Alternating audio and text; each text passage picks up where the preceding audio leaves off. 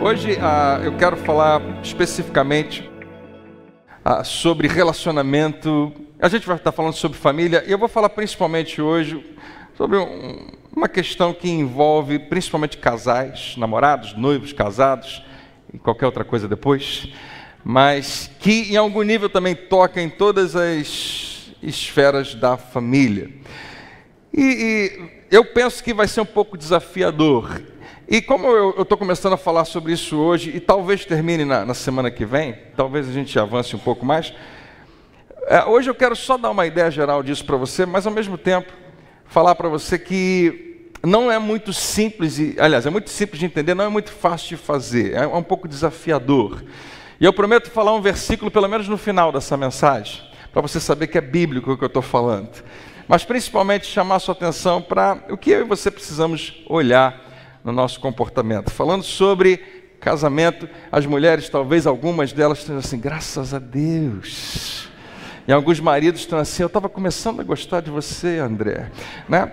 Porque nós temos às vezes, eu estou falando alguns porque não são todos, às vezes nós temos visões diferentes, um para com o outro, em relação ao casamento. A maioria, não todos, mas a maioria dos homens enxerga casamento muito parecido um com o outro, os homens. E a maioria das mulheres também, não todas, mas muitas delas. E hoje eu quero falar com você sobre algo que talvez seja exemplificado nessa próxima imagem aqui. Quem sabe o que está acontecendo aqui? Alguém descobriu rapidamente. O que está acontecendo aqui é DR. DR significa... Deu ruim, né? DR significa discutindo a relação, discutindo o relacionamento. Quantos homens aqui adoram uma DR? Não precisa levantar a mão, que eu sei que é todo mundo. Mas, em geral, e eu, mais uma vez, não estou generalizando, mas de uma forma geral, assim, na maioria, as mulheres é quem dão início a DR. É difícil encontrar homens que curtem, mas às vezes a gente sabe que isso é importante. Eu estou fazendo essa introdução com esse estereótipo porque eu sei que é importante que a gente observe algo. A maioria dos homens enxerga ter que tratar do relacionamento, ter que tratar da relação conjugal, mais ou menos como uma mulher enxerga. A maioria das mulheres, não todas, enxergam a necessidade de observar o que está acontecendo com o carro.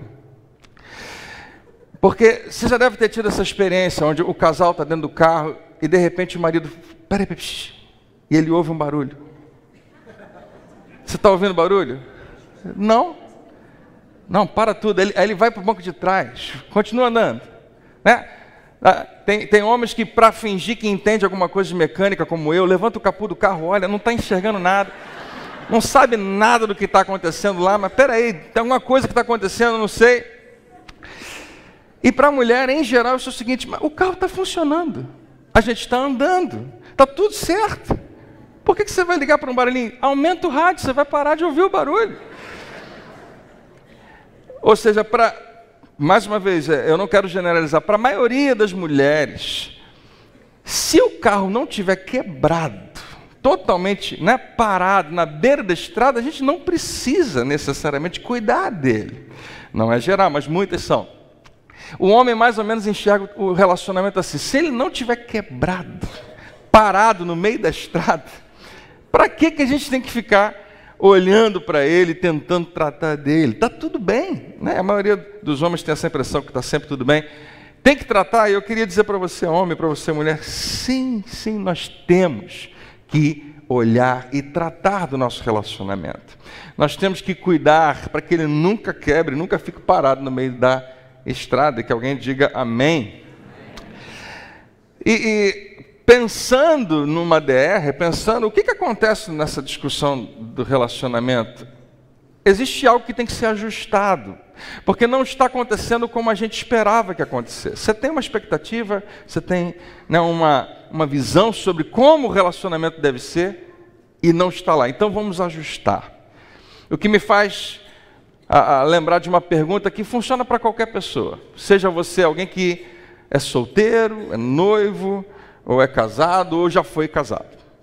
Qual qual é o casamento dos seus sonhos? Acabamos de ter um casamento de princesa, né, nesse fim de semana. Não sei se ali, não apenas eu estou falando da festa, mas o relacionamento. Qual é o casamento dos seus sonhos? Eu trouxe isso aqui, eu fiz isso uma vez no encontro de casais aqui. Eu achei que era apropriado falar disso com você. Nós temos, deixa eu colocar algumas coisas aqui sem você ver. Opa, quebrou tudo. Nós temos dentro de cada um de nós uma caixa invisível. Eu vou chamar da caixa dos sonhos. Nessa caixa, todos nós temos, quando eu falo disso, exemplificando, não é uma caixa, mas é algo dentro de nós que guarda o que eu desejo. E a maioria de nós, homens e mulheres, tem um sonho em relação a alguma coisa. Eu coloquei a caixa, essa mesma caixa aqui para você ver, a caixa dos sonhos. Uma das coisas que a gente faz, eu peguei a minha carteira para exemplificar, é que a gente, antes de casar, pensa como é que nós vamos lidar em relação às finanças. Então, algumas esposas, alguns maridos, ou então noivos, vão se casar e pensam, eu sei como é que vai ser. Eu e a Rafa, de vez em quando já atendemos dezenas de casais, e muito frequentemente a gente vê essa questão. Como é que eles encaram dinheiro no relacionamento? E a gente percebe algo muito comum. Eles tinham uma visão e muitas vezes essa visão mudou no meio do caminho. Ou então sempre tiveram a mesma visão e acham que estão certos e convictos daquela maneira. Por exemplo, ela vai fazer o dinheiro dela, eu vou fazer o meu dinheiro. Cada um vai ter o seu dinheiro, a gente vai gastar com coisas diferentes. Não, nós vamos ter uma conta conjunta, todo mundo vai tratar da mesma maneira. Não, eu não vou precisar trabalhar porque ele já tem dinheiro suficiente. Não, nenhum de nós vai trabalhar, nós vamos morar no barraco, está tudo certo. A gente não está nem aí para dinheiro, o que interessa é o nosso amor. Seja qual for a visão, você tem um pensamento como deve ser. E você pega a sua maneira de pensar em sonho e você coloca dentro da sua caixa. Como é que você enxerga? Como é que você percebe aquilo? Se você é solteiro e não está namorando, essa caixa dentro de você é difícil determinar o que está lá dentro. Se você já está namorando, o que está dentro da sua caixa está começando a ser revelado. Se você está noivo, é muito importante conversar sobre o que está dentro de você, nessa sua caixa. E se você é casado, você precisa saber o que está na caixa do seu cônjuge. Alguns casais sabem, outros não. Mas todos nós temos. E o que está? Falei sobre você, sobre as finanças. Uma outra coisa, a gente tenta descobrir quem vai, por exemplo, se responsabilizar pelas tarefas domésticas. E a gente coloca na nossa caixa isso. Eu já sei que eu estou tranquilo em relação a essa parte aqui. Eu vou me casar e não vai faltar quem cozinhe para mim, ou quem conserte todas as coisas. A gente tem já uma expectativa. Isso está dentro de nós, está dentro dessa caixa do sonho. O sonho que eu tenho para o meu casamento é uma esposa que saiba cozinhar bem, que cozinhe bem, igual a mamãe. É ou não é? Porque tem que ser igual a mamãe, porque ela foi igual a vovó. E se continuar do jeito que está, está ótimo. Como é que a gente, onde que a gente vai morar? É uma outra pergunta. Será que a gente vai comprar ou será que a gente vai alugar? Será que a gente vai morar nesse bairro, naquele outro bairro? Será que a gente vai começar pequeno e depois crescer? Ou a gente já vai dar um mergulho? Seja qual for, eu trouxe aqui as chaves de casa, essa é minha, tá? E para onde, que a gente vai nessa direção? Cada um, antes de começar um relacionamento, já tem uma visão.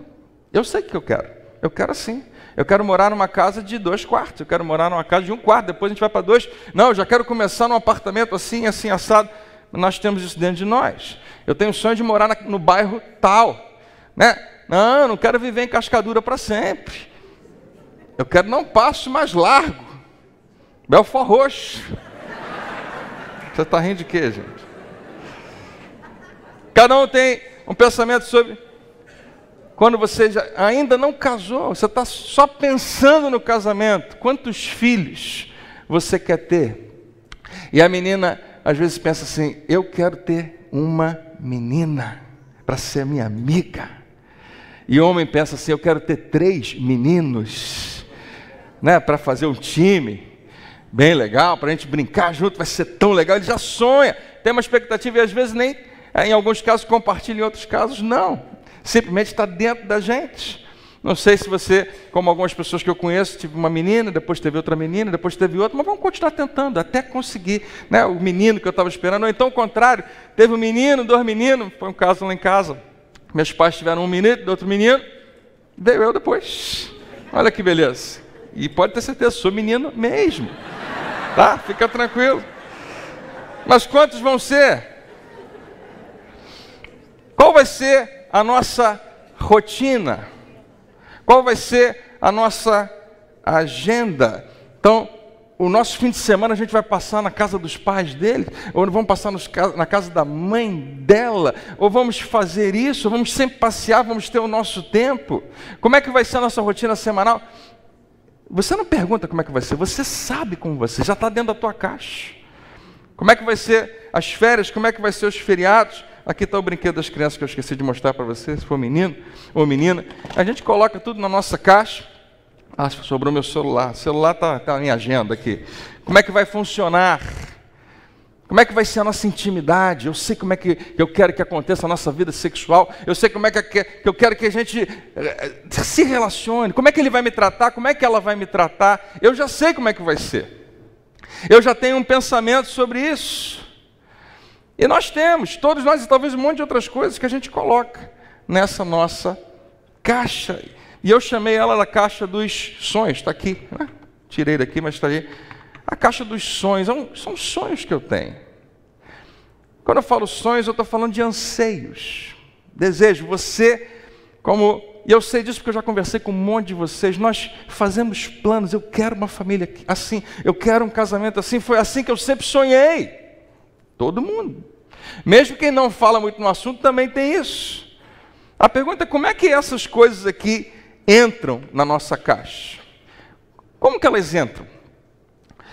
E a resposta não é tão complicada. Você tem um anseio em relação a quantos filhos, se você quer menino ou menina, a quem vai cuidar da casa, a como é que vocês vão administrar finanças, com base, pelo menos, em 2 coisas. Primeira coisa, no que nós vemos e ouvimos. Nós, tudo que sabemos, aprendemos, olhando, vendo, ouvindo, sabendo como é que as outras pessoas funcionam. Talvez a partir de outras pessoas da família, ou de amigos que você conheceu, ou dos meios de comunicação, você pensa, isso é legal, isso funciona, eu gosto disso, família pode ser assim. Mas principalmente, os sonhos que nós temos, eles entram dentro de nós, e eles encontram lugar dentro de nós por causa do que nós experimentamos, por causa da sua própria experiência em casa. Pelo que você viu acontecendo, especialmente nos seus pais, ou naqueles que estão mais perto de você. Os sonhos que eu tenho para como uma família deve ser, e tudo que se envolve, casa, dinheiro, profissão, como nós vamos tratar um ao outro, tem a ver com o quanto eu experimentei e vi na vida dos meus pais. Tem tudo a ver com a nossa família de origem. E eu sei que o que eu estou falando, para a maioria de vocês, não tem novidade nenhuma, você já sabia disso, mas é tão importante lembrar a força que isso tem. A nossa família de origem, os pais e outros que vieram antes, tem uma força gigantesca na nossa vida. A gente falou disso na primeira semana. Nós somos um produto de muitas influências. E inconscientemente, quando você começa a namorar, ou daqui a pouco quando você já pensa em se noivar ou se casa, nós estamos fazendo isso o tempo todo. O que, André?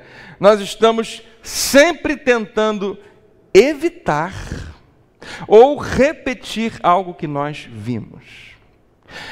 Eu vi algo nos meus pais que eu não quero de jeito nenhum que aconteça na minha família. Então eu vou evitar, eu vou fazer de tudo para que isso nunca aconteça. Eu vi algo na vida dos meus pais, no relacionamento deles. Eu vi algo na vida de um casal de tios que eu tenho, que eu achei tão bom, que eu achei que modelou tão bem como é que família tem que ser, que eu quero repetir isso, eu quero reproduzir isso. Então nós estamos, sem perceber, o tempo todo, numa tentativa de ou evitar ou repetir alguma coisa que nós vimos. O que desafia talvez um pensamento que diz, não, eu sou original, eu faço por mim mesmo, eu não preciso nem evitar nem repetir. Nem sempre, na maioria das vezes não é assim. Nós sempre temos modelos que nós ou usamos para bons exemplos ou para maus exemplos. E o que acontece é que na tentativa de evitar comportamentos errados que nós experimentamos, ou de repetir os comportamentos que nós consideramos certos, corretos, e a gente viu exemplificado em outras pessoas, acontece alguma coisa sem que a gente perceba. Nós pegamos a nossa caixa de sonhos cheia de coisas, vou falar para você como se fosse essa daqui, e nós nos encontramos com alguém e começamos a viver com aquela pessoa, começamos a namorar, começamos a noivar, e a gente em algum momento entrega a nossa caixa de sonhos para aquela pessoa. Nós pegamos a nossa caixa e entregamos. Olha, aqui principalmente quando você passa pelo corredor vestido de branco, né, ou de terno, e você está dizendo, eu vou me entregar completamente a você, eu tenho agora um compromisso, nós estamos nos comprometendo um ao outro, eu tenho um presentinho para você. Eu tenho algo para te dar, são os meus sonhos. E a gente não sabe que a gente fez isso, mas a gente faz. Aqui estão os meus sonhos, você tem que torná-los realidade. E você coloca para que a outra pessoa faça isso. Isso aqui é o que eu espero do nosso relacionamento. Foi por isso que eu comecei a namorar com você. Foi por isso que eu aceitei começar a namorar com você. Foi por isso que eu pedi você em casamento. Por causa de tudo isso. Por causa do que eu acredito que casamento tem que ser. Foi por isso que eu aceitei quando você me pediu em casamento. Foi porque eu tinha algo que eu precisava que acontecesse. Foi para isso que eu me casei.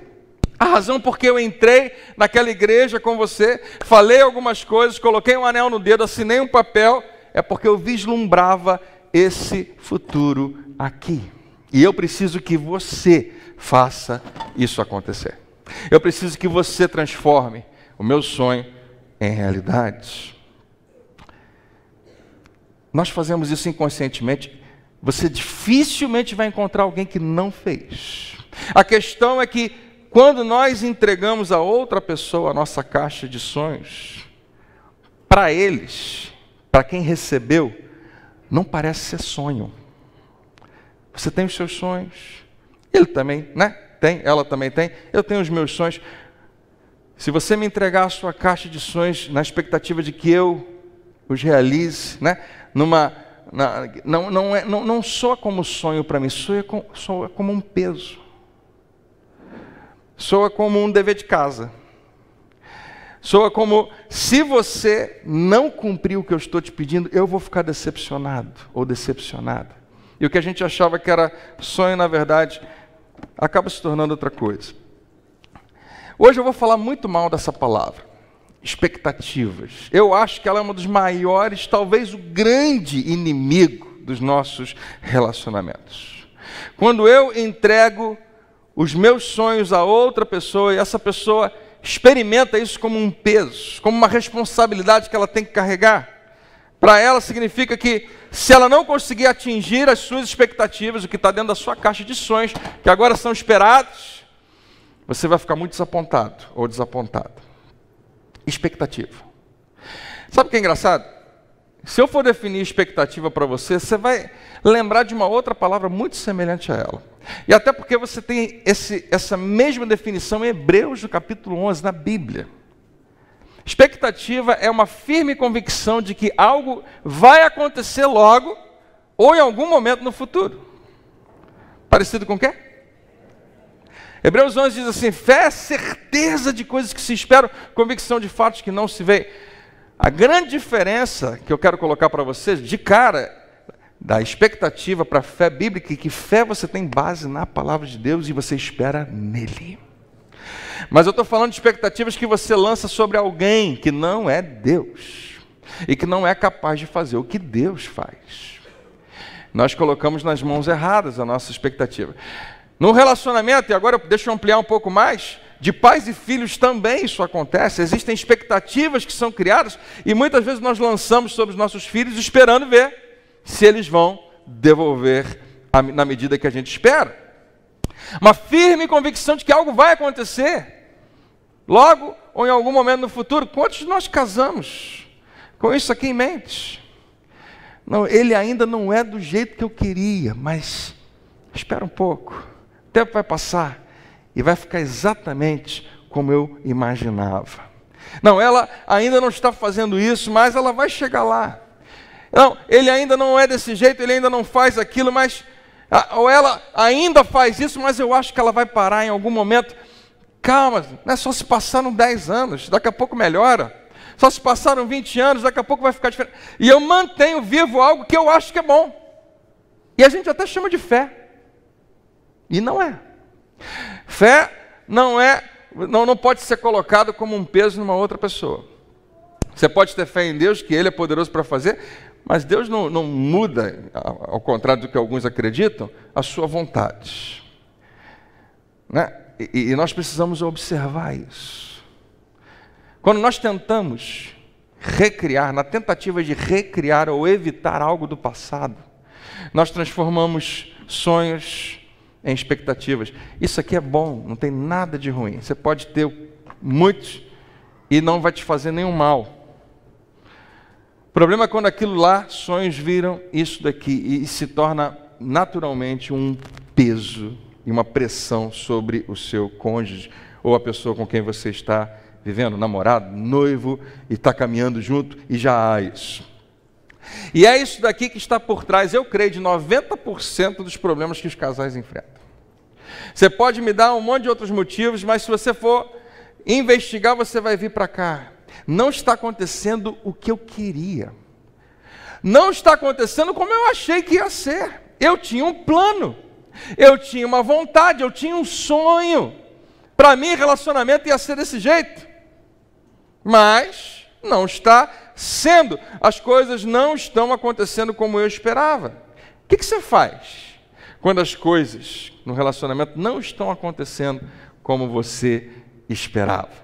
Eu vou te responder. Você faz 5 coisas. Pelo menos uma delas, não todas. Eu vou falar só de 4 hoje e uma eu vou falar semana que vem. Ou seja, quando as suas expectativas não são alcançadas, quando as coisas não estão acontecendo como você esperava, nós fazemos uma dessas 5 coisas. Vamos embora. Essa coisa mais extrema que alguém pode fazer. Olha, não é o que eu esperava, você se tornou uma pessoa que não era quem eu pensava que você seria, você mudou o jogo, você mudou as regras, eu vou embora. Eu não fico mais, e muitos foram, e muitos vão. Vão embora. Por quê? Porque eu não consigo satisfazer você propriamente, a pressão é muito grande, é difícil demais, não tem como. A melhor coisa que a gente faz é tentar mudar isso da seguinte maneira: você segue o seu caminho, eu sigo o meu caminho, e muitos vão embora. E sabe o que acontece quando a gente vai embora? A gente leva a nossa caixa junto com a gente e entrega para o próximo relacionamento. E o denominador comum continua lá. Eu estou ali naquele relacionamento. A segunda coisa que a gente faz é que a gente vence pelo cansaço. Nem sempre pelo cansaço, mas frequentemente pelo cansaço. Em quase todo relacionamento, há uma pessoa que tem a personalidade mais forte. Não olhe para ninguém agora. Olha para mim. Sempre tem, ou quase sempre tem uma pessoa que a personalidade dela é mais forte. E não tem problema ter a personalidade mais forte. Mas se você quiser um relacionamento terrível, péssimo, seja essa pessoa com a personalidade mais forte e utilize isso para o seu próprio bem, para a sua própria vantagem.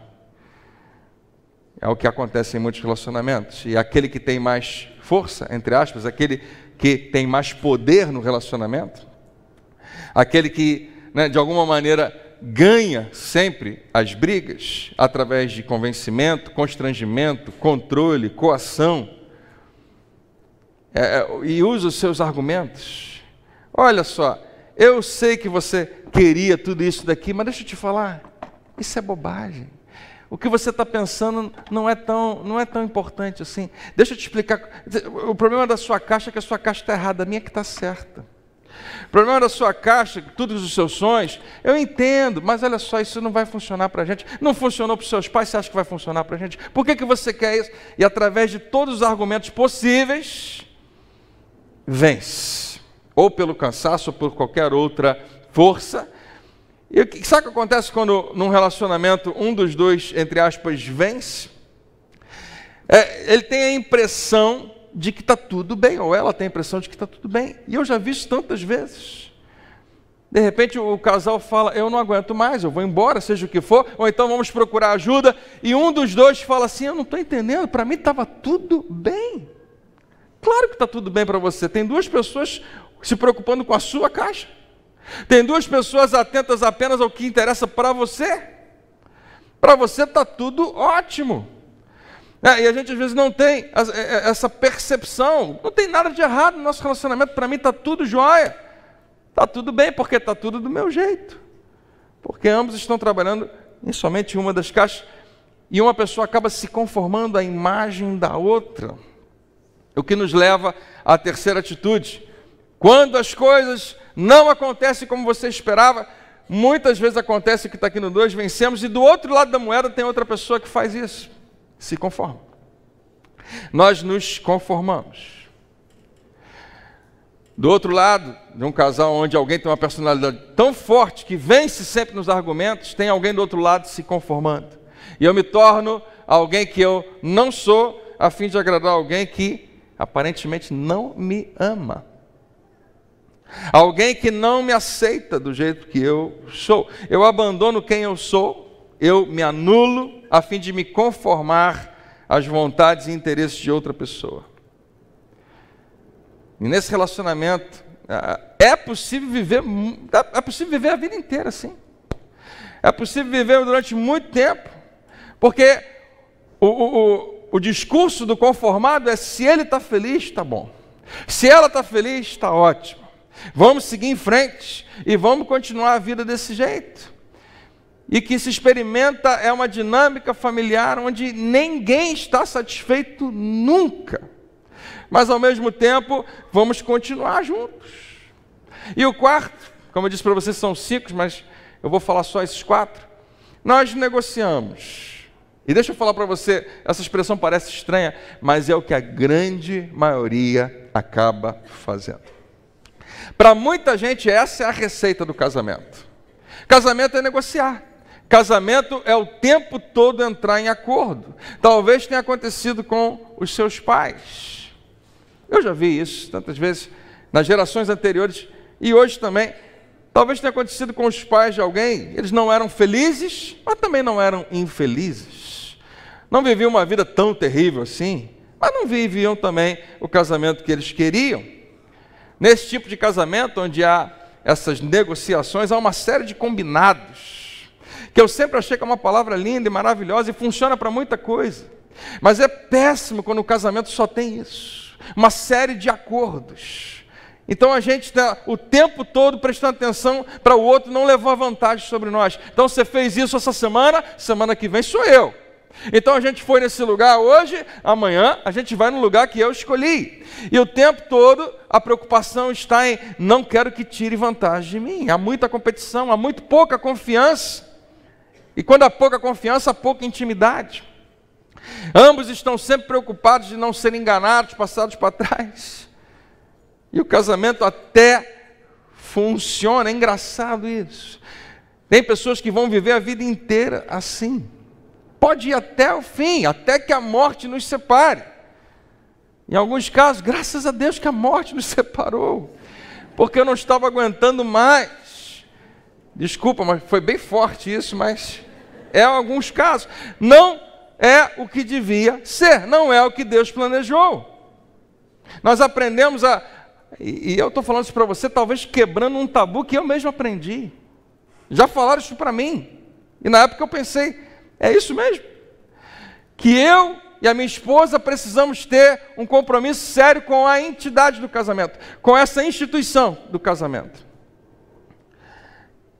André, aconteça o que acontecer, você tem que ser fiel ao seu casamento, como se eu tivesse casado com um casamento. Eu lembro de em algum momento falar para a Rafa, e ela também responder para mim, que o que interessa para a gente, né, não é ser fiel e comprometido ao casamento. Claro que isso tem o seu lugar. É muito melhor você ser a favor do casamento do que contra. Mas eu quero que ela seja fiel a mim, eu quero eu ser fiel a ela, porque ela é uma pessoa que está nesse relacionamento. Quando eu tenho um compromisso com o casamento, não importa a pessoa, eu tenho um compromisso com o casamento, tanto faz, entra no casamento que eu vou ter com você. Não, não é isso. É uma outra pessoa e eu tenho que ter um compromisso de fidelidade, de amor, de respeito e com um monte de outras coisas com aquela pessoa. Quem está comigo aí, diga amém. Não é um compromisso. O compromisso não deve ser com o casamento, porque você não se casou com o casamento. Seu compromisso deve ser com aquela pessoa. Então, quando as coisas não acontecem como eu esperava, quando as minhas expectativas não são alcançadas, quando eu enchi a minha caixa de sonhos, entreguei para alguém, e ao receber, essa pessoa percebeu, opa, agora eu tenho uma missão, eu tenho que cumprir algo, e à medida que o tempo passa no casamento, vai se revelando, eu não consigo atingir as expectativas dela, eu não consigo ser o marido que ela queria que eu fosse, eu não consigo ser esposa que ele queria que eu fosse, porque eu não sou, eu não consigo ser.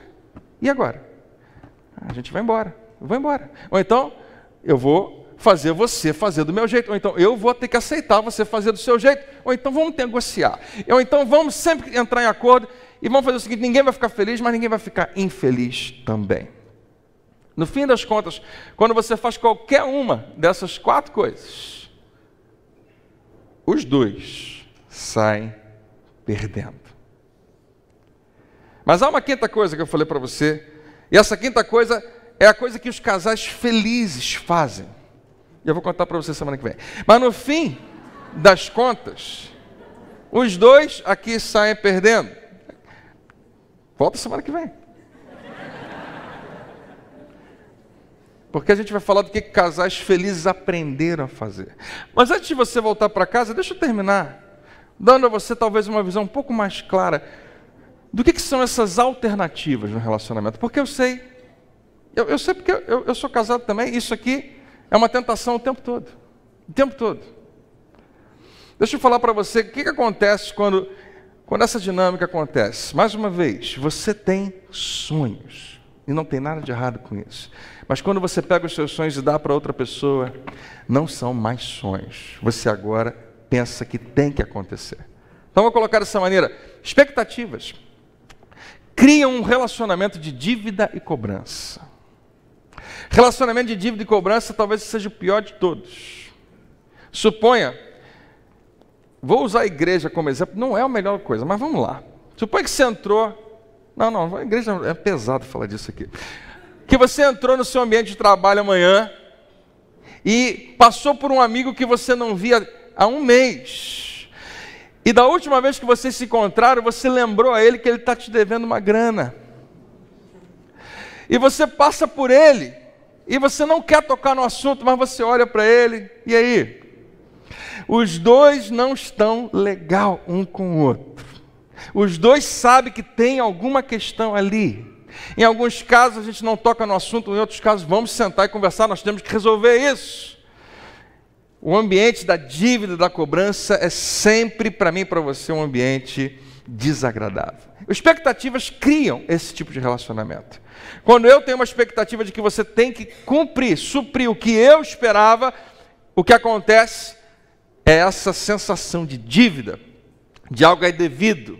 Qualquer relacionamento, não estou falando só de casal, de marido e mulher, quando eu pego a minha caixa de sonhos e entrego a você, a partir dali, eu começo a presumir que você está me devendo. Que você me deve. Já que eu estou me dando a você nesse relacionamento, e uma vez que eu tenho sonhos, que eu acho que família tem que ser assim, eu acredito que você me deve isso, você me deve atenção. Você me deve a realização de certas coisas na minha vida. Você me deve a felicidade pela qual eu casei.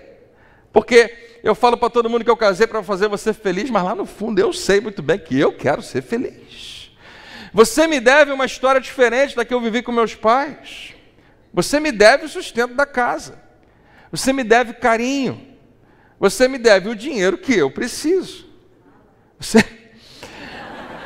Você me deve essas louças lavadas. Você me deve o banheiro limpo. Você me deve um corpinho sarado.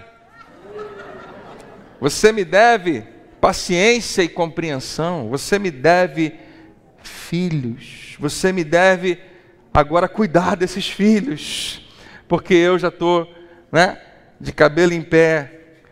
Você me deve meias limpas. Você me deve. E eu devo a você. E a gente vive devendo um ao outro. E mesmo que nós dois tenhamos dívidas um para com o outro, não era esse o plano que Deus tinha. Não era isso que Ele queria. Mas eu aprendi que todo marido tem que ser assim. Todo marido deveria fazer assim. Toda esposa deve ser assim. Minha mãe fazia assim. Todo marido deveria fazer isso. Afinal de contas, meu pai sempre fez isso. É assim que eu aprendi, é assim que você... É o que você deveria. Você deve. Você tem uma dívida. É a sua parte. É o que é esperado de você. É o que eu estou esperando. Algumas semanas atrás, algum tempo atrás, eu peguei meus filhos na escola e voltando para casa, a minha filha, a Rebeca, ela gosta muito de cantar, ela está sempre ouvindo música, sempre cantando. Ela começou a cantar uma música que chamou minha atenção, muito engraçada a música, mas eu achei engraçado ela cantando a música. E ela começou uma música que talvez você conheça, especialmente se você gosta de pagode. E o nome da música é Se Eu Largar o Freio. Quem conhece essa música? Pois é, aqui dentro da igreja eu vou ler a letra dessa música para você. Eu vou explicar por quê, já já. A letra dela é assim: vou de casa para o trabalho, e do trabalho eu vou para casa na moral. Sem zoeira, sem balada, sem marola, sem mancada, eu tô legal. Faça sol ou faça chuva, isso é um homem que está cantando. O que eu faço para você nunca está bom. Pago as contas, faço as compras, tudo bem, eu sei que é minha obrigação, será? Mas eu tenho reclamações a fazer, mas eu tenho que conversar com você. E essa parte que ela começou a cantar que me chamou a atenção. A pia está cheia de louça. O banheiro parece que é de botequim. A roupa toda amarrotada e você nem parece que gosta de mim. A casa está desarrumada, nenhuma vassoura tu passa no chão. Meus dedos estão se colando de tanta gordura que tem no fogão. E ele termina com uma espécie de ameaça, dizendo assim: se eu largar o freio, dizendo que ele está numa descida, embalado, mas segurando. Se eu largar o freio, você não vai me ver mais. Se eu largar o freio, vai ver do que eu sou capaz. Não sei se isso pode ser gravado, mas vamos lá. Se eu largar o freio, vai dizer que eu sou ruim. Se eu largar o freio, vai dar mais valor para mim. O que eu acho engraçado é que quando eu li essa letra, parecia que esse cara estava no meu gabinete conversando comigo. Porque ele já se materializou várias vezes.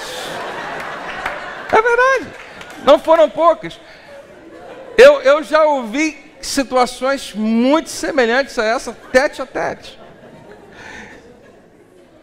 Por um lado, eu entendo a frustração de um homem como esse, que pensa assim: eu acho que eu estou fazendo a minha parte, mas ela não está fazendo a parte dela. Por outro lado, eu sempre escondi isso, não queria falar porque não era apropriado naquela hora, mas em outro momento sim, porque a pessoa às vezes está nervosa, está chateada, nem vai te ouvir. Mas você chegou a essa conclusão por quê? Que a pia não pode estar cheia de louça, que o banheiro tem que estar lavado. A gente tem razões para isso. E por favor, quando eu terminar, você vai entender. Eu acredito que é importante cada um ter a sua responsabilidade, sim. O problema é o que está por trás disso. Preste atenção, eu estava falando para você sobre relacionamento de expectativas. Quem está acordado aí comigo, diga amém. Relacionamento de dívida e cobrança. Todo marido deve ser assim. Meu pai era assim. Toda mulher deve fazer isso. Alguns maridos reclamaram: chego trabalho cansado em casa, achando que vai ter janta, e não tem.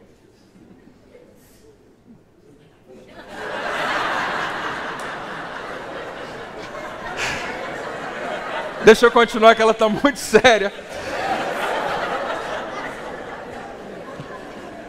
Deixa eu abrir meu coração com vocês.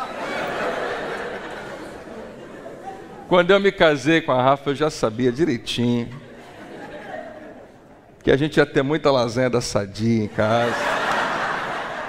Mas ela sabe que a vida inteira eu nunca exigi, nunca, que ela fizesse comida.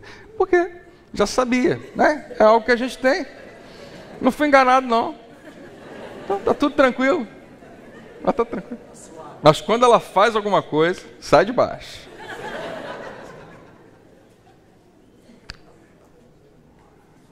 Deixa eu fazer uma pergunta para você.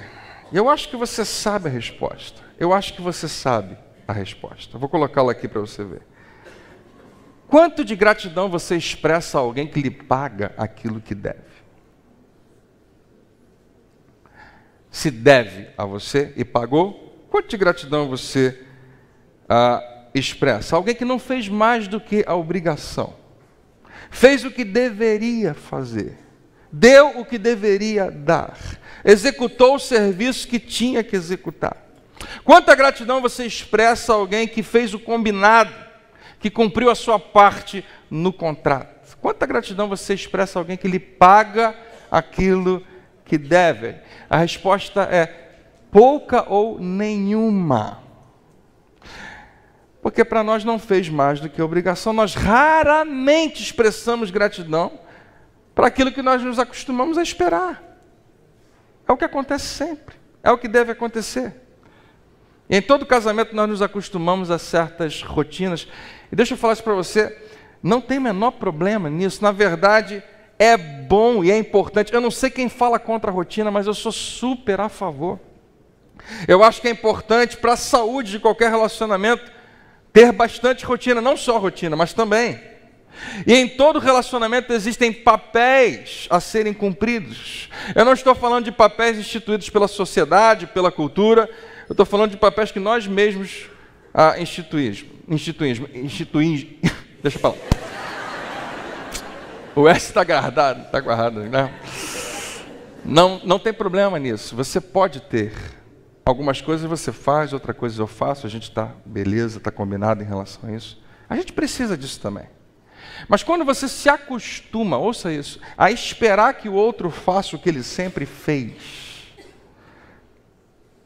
isso eu sei que mexe com a maioria de nós, porque a gente não parou para pensar muito nisso. Quando você se acostuma a esperar que o outro faça o que sempre fez, quando eu espero que a Rafaela faça o que ela sempre fez, ou seja, amanhã vai fazer de novo porque sempre fez, então a minha expectativa está ali, a gratidão será praticamente zero.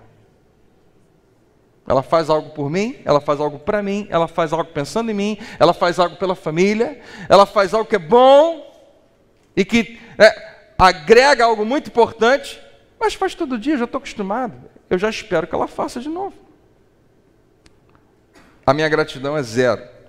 E a falta de gratidão expressada, a gente falou sobre gratidão alguns domingos atrás, gratidão não é sentir gratidão, gratidão é expressar, sempre, gratidão. Quando eu não expresso a minha gratidão, você sabe o que eu acabo comunicando? Você não fez mais do que a obrigação, era o que eu esperava. Você não está fazendo nada além do que deveria fazer. Toda esposa deve fazer isso, todo marido deve fazer isso, e eu não vou agradecer quando você fizer, mas vou reclamar se você não fizer. E eu me acostumei de tal maneira que hoje eu espero que você faça. Sabe como é que a gente expressa gratidão? Deixa eu falar, o que eu vou falar agora parece fantasioso, você não tem que fazer igual a mim. Mas o coração do que eu estou tratando é mais ou menos isso. Gratidão se expressa assim: uau, eu não esperava. Eu não esperava que você fizesse. Eu sei que a minha entonação chamou isso, mas olha, eu não esperava. Como assim? Você não esperava? Eu preparo a sua janta toda noite. Não esperava? Eu sei. Toda noite eu chego, você prepara a comida, você esquentou, você fritou, você cozinhou, você botou o prato, você botou na mesa. E eu sei que isso não é tão simples assim. E toda noite eu fico surpreso, porque eu não esperava que você fizesse. Como você não esperava? Já faz anos, já faço isso para você há 5 anos, há 10 anos. É verdade, eu sei. E a cada noite, quando eu chego do trabalho, eu me sinto muito grato, como se fosse a primeira vez que você estivesse fazendo isso para mim. E quando eu termino de jantar, eu não estou esperando que você faça de novo amanhã. Eu não tenho expectativa. Eu quero que você saiba que a minha caixa está vazia. Eu não tenho expectativa. Gratidão significa eu não esperava por isso e eu sou grato por isso. Eu não acho que você tem que fazer. E esse é o combustível de relacionamentos felizes. Porque gratidão comunica o seguinte: eu não enchi a minha caixa de expectativas e entreguei a você, e dei a você a responsabilidade de suprir, de realizar, de fazer o que eu acho que tem que ser feito. Outra coisa em relação a relacionamento de dívida e de cobrança, que esse tipo de relação elimina a possibilidade do amor incondicional. Você não consegue amar incondicionalmente se você está devendo algo a alguém. Em outras palavras, quem está acordado aí, diga amém. Amém. Se eu devo a você, é muito difícil amar você. Deixa eu explicar. Se eu devo flores à minha esposa, afinal de contas, Dia dos Namorados, todo mundo faz, cadê minhas flores? Se eu devo flores a ela, e eu vou lá, compro flores, entrego, ufa, a gente voltou para zero. Eu estava devendo, agora a gente se nivelou, porque o que era esperado aconteceu. A gente conquistou de novo. Foi nivelado. Eu estava abaixo, mas agora eu cheguei no zero de novo. Hoje é meu aniversário, cadê meu cartão? Cadê meu presente? Está aqui o seu cartão, está aqui o seu presente. Ah, ainda bem, voltei a zero. Até me agradeceu, mas só para dizer que eu não fiz mais do que se esperava. Se eu estou devendo a você, eu não consigo propriamente amar você. Amor não funciona bem no ambiente de expectativas. Deixa eu repetir, porque isso é bom para tuitar. Amor não funciona bem no ambiente de expectativas. No ambiente de expectativas é praticamente impossível de se reconhecer amor. Porque eu já estava esperando. Expectativas removem a possibilidade do amor ser reconhecido ou valorizado. Não sei se eu botei isso aqui, eu acho que não. Não. Você nem percebe quando o amor aconteceu. Por quê? Porque era o que eu já estava esperando.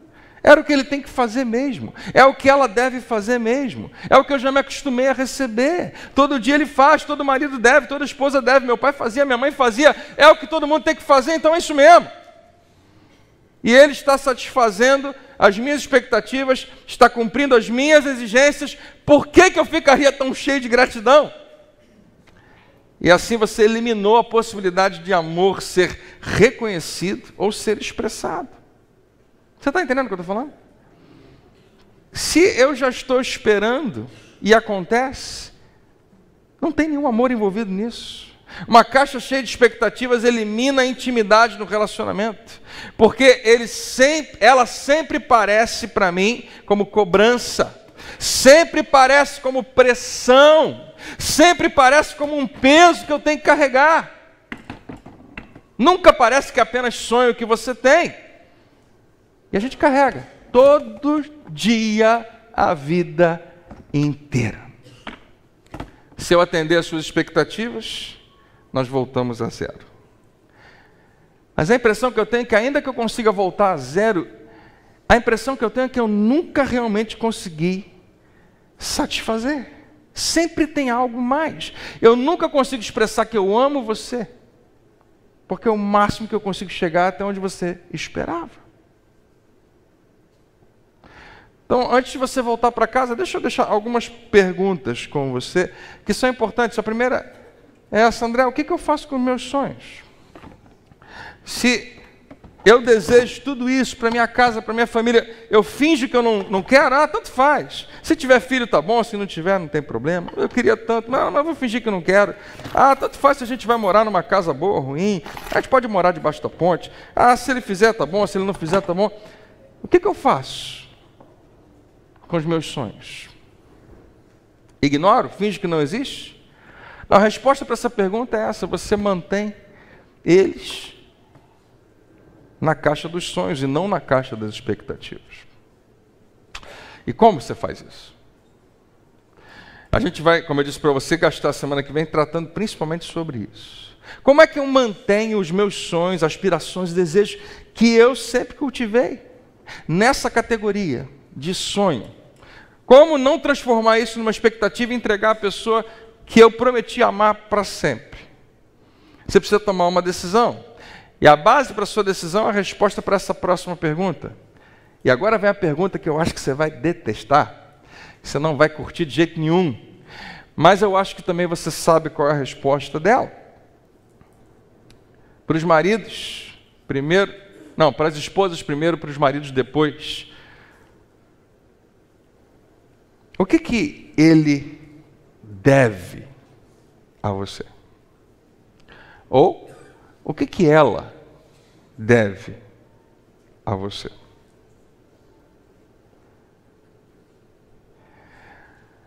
Casais felizes aprenderam e sabem que a resposta para essa pergunta é nada. Casais felizes são doidos, eles não fazem sentido para a gente. Porque eles vivem acreditando, eu devo tudo a ela e ela não me deve nada de volta. Eu devo tudo a ele e ela não precisa me dar nada em retorno. O que explode a nossa cabeça. É difícil demais pensar nisso, que sabe fazer isso. Porque não faz o menor sentido. Como é que uma pessoa deve tudo a outra e não espera nada em retorno? Mas casais felizes não fazem sentido mesmo. Você já percebeu que casais felizes estão felizes mesmo quando parece que não tem motivo para estarem felizes? Em geral, porque eles vivem cada dia sob essa premissa de que devem tudo um ao outro, mas não esperam nada em retorno. E agora vem a razão por que eu posso falar isso para você. Se eu dissesse para você, olha, eu sei que isso funciona porque no meu casamento funciona, eu sei que isso funciona porque eu já conversei com vários casais, não seria suficiente. A razão por que eu posso dizer isso para você, que casais felizes funcionam dessa maneira, foi porque Jesus Cristo modelou isso. Jesus é quem modela quando chega e reduz toda a lei, 600 e tantos mandamentos, a 2 mandamentos, depois a um só. Tudo se resume em amor. E ele fala, basta você amar a Deus e amar as pessoas. Aí depois ele para tudo antes de ir para a cruz, antes de ser preso. Ele fala, deixa eu falar para vocês. Vou reduzir mais um pouquinho, vai ser um só. Vou te dar um novo mandamento. Se você cumprir esse mandamento, tudo vai se encaixar. Você vai estar fazendo tudo certinho para Deus e para as pessoas. E ele fala, assim como eu amei vocês, eu quero que vocês amem uns aos outros. Assim como eu, diga assim como. Essa é a expressão do Novo Testamento mais frequente e talvez mais importante. Assim como, ou então como também. Paulo vai amplificar, ele vai pegar o que Jesus falou e vai traduzir para relacionamentos. E em Efésios 5:2, ele fala assim, vivam em amor. É isso que você tem que fazer. Não, mas e os meus direitos? E o que eu preciso e os meus sonhos? Ele fala, vivam em amor como também. Olha de novo aí. Ó. Tudo tem que ser com base em Jesus, no que Ele fez, no que Ele modelou. Cristo nos amou, como também Cristo nos amou. Vivam em amor, como também Cristo nos amou e se entregou por nós. Casais felizes, não os que parecem felizes, não os que fingem ser felizes. Casais felizes de verdade utilizam esse princípio bem no meio do seu relacionamento, bem no centro da vida deles. Como Jesus, eu não faço pela minha esposa, ou melhor, eu não posso fazer pela minha esposa com base no que ela merece, mas com base no que Cristo fez por mim. Eu não faço pelo meu esposo com base no que ele merece, ou o quanto que eu estou afim, mas com base no que Cristo fez por mim. Essa é a base, esse é o centro, essa é a essência. E agora vem o dever de casa. Opa! Primeiro dever de casa, se você veio com seu marido, com a sua esposa, está proibido de conversar sobre essa mensagem hoje. Não, eu sei que você já estava planejando uma longa viagem para casa. Não pode conversar sobre essa mensagem hoje. Tá? Marido e esposa. Eu sei que alguém vai começar a falar e o outro vai dizer, ó, o pastor falou. A gente não se programou para isso, mas seria fantástico essa semana ter um monte de PGs novos só de homens e só de mulheres. Seria muito legal. A gente não se planejou para isso, mas se você quiser, procura o pastor André Nunes. Ele resolve tudo aqui. Tá? Ele arruma isso aí para você, para fazer acontecer. Segundo dever de casa, pensa nessas duas perguntas. Quando eu falo pensar, é só para você fazer isso. Não faça mais nada senão pensar nisso. Olha que dever de casa mole. Pense nessas duas, não converse sobre elas. Pense nessas duas perguntas porque elas são só para você. Não é para você pensar em como seu marido ou a sua esposa responderia. É para você pensar para você. Primeira, o que está na sua caixa? Você já sabe? Deixa eu te falar, você tem que saber. Quais são os seus sonhos em relação a como família deve ser? Você lembra que eu exemplifiquei para você? Qual o seu sonho de moradia? Qual o seu sonho financeiro? Qual o seu sonho profissional? Qual o seu sonho vocacional? Qual o seu sonho ministerial? Qual o seu sonho em relação a filhos? Qual o seu sonho em relação ao futuro? Qual o seu sonho sobre relacionamento? Sobre relacionamento de intimidade? Quais são os seus sonhos? O que está dentro de você? Você precisa saber, você precisa identificar. Começa a partir daí. Segundo, essa pergunta é a mais importante. Você está esperando que alguém carregue para você a sua caixa? Será que alguém que você ama e que está carregando o peso dos seus sonhos, anseios e desejos, está vivendo sob a pressão e a sensação de uma dívida? Mas mesmo assim é alguém que você ama. Não é só isso. Nós vamos, antes de terminar, orar. E deixa eu te falar qual é a minha oração nessa noite. Primeiro, eu acho que é uma ótima ideia você ouvir essa mensagem de novo, porque é fantástica. Quem não quer ouvir essa mensagem outra vez? Tão maravilhosa. A gente vai ter no aplicativo, né? Você pode orientar, falar para alguém. Talvez seja uma ótima ideia se você conseguir se juntar com outras pessoas para conversar sobre isso essa semana, mas a minha oração é que alguém aqui, que nem sabia que tinha feito isso, que nem sabia que tinha despejado os seus sonhos nessa outra caixa, que não tinha percebido que tinha entregue a sua caixa para outro alguém, reconheça e corrija e peça perdão e reposicione o seu coração e salve um relacionamento tão importante. Quem recebe isso aí, diga amém. Vamos orar juntos?